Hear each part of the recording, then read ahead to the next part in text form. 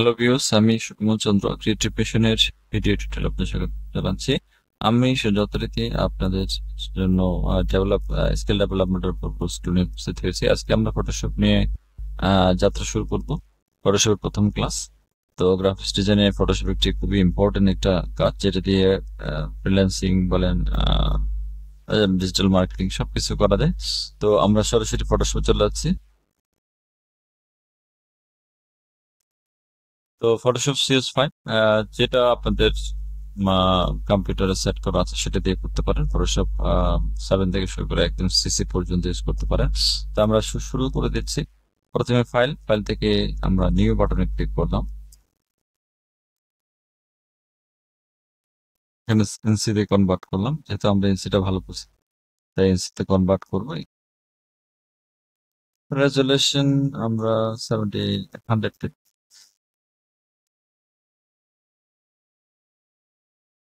আমরা পাচ্ছি। এখানে সবার উপরে হচ্ছে আপনার মেনু বারের পরে হচ্ছে অপশন বার, আর টুলস এভাবে দেখতে পারি। অথবা চাইলে ছোট করে আমরা দেখতে পারি টুলস করে মুভ টুল, তারপরে হচ্ছে সিলেকশন টুল।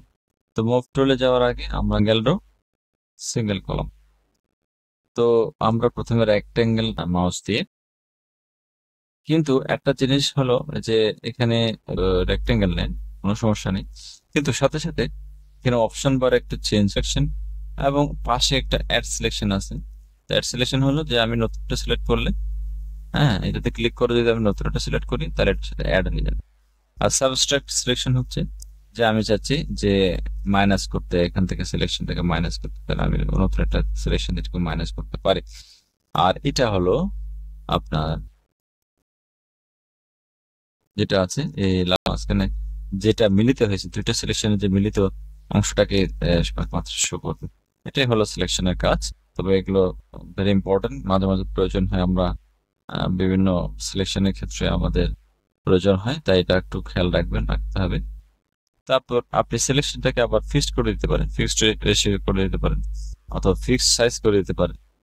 আপনার যেরকম ইচ্ছে সেরকম সাইজ এখানে পিক্সেল আর পিক্সেল দিতে পারেন। রেশিও 1/1 দেওয়া আছে, আপনি এটাকে আপনার ইচ্ছে অনুযায়ী করতে, নর্মাল দিলে নর্মাল আমরা যেভাবে করছি সেভাবে হবে। আর যদি আপনি ফিক্সড করে দেন ফিক্স সাইজ, যেমন এই যে 64/64 পিক্সেল, দেখেন কতটুকু 100 দিয়েছে, দেন দেখবেন ফিক্সড হবে সেন্টিমিটার। তো এইভাবে নর্মালি করবেন, প্রয়োজন হলে ফিক্সড করবেন, প্রয়োজন হলে আর সিঙ্গেল কলাম। তবে একটু বলে রাখি যে এখানে কেন আমরা, আমাদের এখানে যে কালার আছে, কালারের যে প্রথমে আমরা রেড কালার করলাম, এটা এই কালারটা আমি এখানে অ্যাপ্লাই করতে পারবো অল্টার ডিলিট দিয়ে, অথবা এডিটে গিয়ে ফেলে গিয়ে ফরগ্রাউন্ড কালার অল্টার ডিলিট দিলে হয়, শর্টকাট পেয়ে যাবে।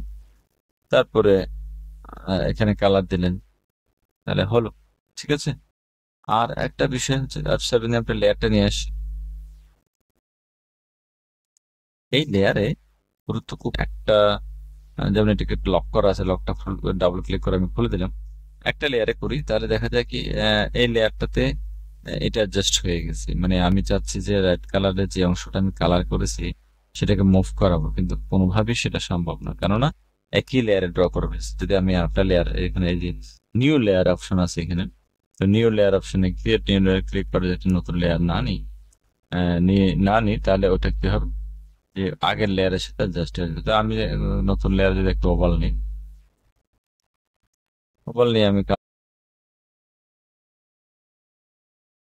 কন্ট্রোল দিয়ে দিলাম, এটাকে আমি মুভ করাতে পারছি। কিন্তু যখন ওই আরেকটা লেয়ার যেটা মানে মুভ হচ্ছে, তার মানে এটার সাথে এটা পুরোপুরি গ্রুপ হয়ে গেছে বা অ্যাডজাস্ট হয়ে গেছে। তো সুতরাং আমাদের যদি প্রতিটা অবজেক্টকে আলাদা আলাদা মুভ করাতে চাই বা রিসাইজ করতে চাই, যেমন এটাতে আমি চাচ্ছি এটাকে মুভ করাতে বা ছোট করতে, বড় করতে, তাও রিঅ্যারেঞ্জ করতে পারবো। দেখি যে আমরা, এটা photo editing software, raster graphics, আমরা আমাদের পিকচারগুলোকে সুন্দর করে উপস্থাপন করতে পারি। আমরা একটা জুম করে দিয়ে দিই হয়। এই আমাদের ওভারভিউ। এখানে কালার প্লেট হচ্ছে লাল অংশটা কালার প্লেট, আর এটা হচ্ছে লেয়ার। সহজে দেয়া আছে।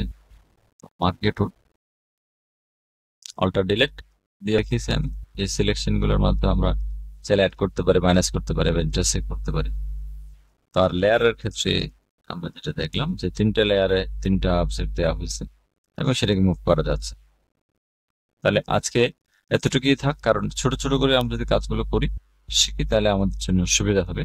আপনারা মনোযোগ দিয়ে ক্লাসটা দেখবেন এবং অ্যাপ্লাই করবেন, আশা করছি আপনাদের কাছে আসবে।